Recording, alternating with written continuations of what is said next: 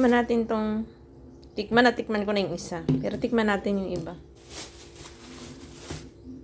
Himala, hindi kinain to ng aking buboy. Hindi niya siguro nakita to. Binili ko kahapon.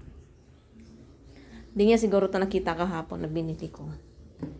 Tikman natin to.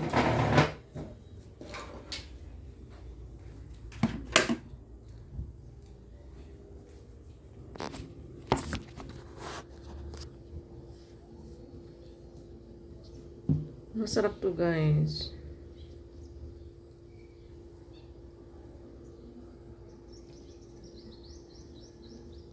Medyo ano nga lang. Ano tong, magkano kaya kilo ngayon dito sa Maynila? Or sa ibang lugar? Kasi dito 80. 80 petot. Ah! Suspension. Diba? Ang gandang puti-puti. Char.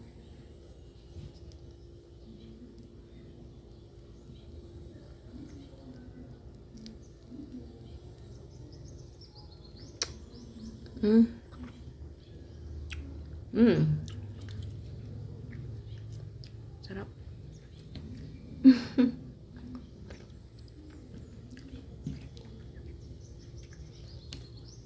Alam ko sa Maynila nito mahal. Siguro mga 100 plus ang kilo. Dito 80 pesos.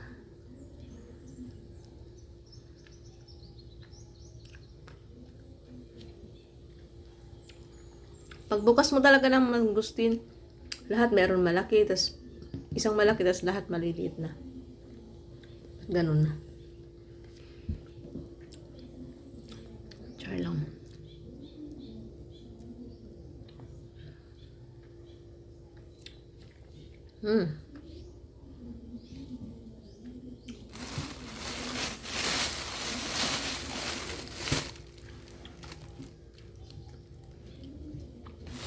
Tapos, meron ditong pipino.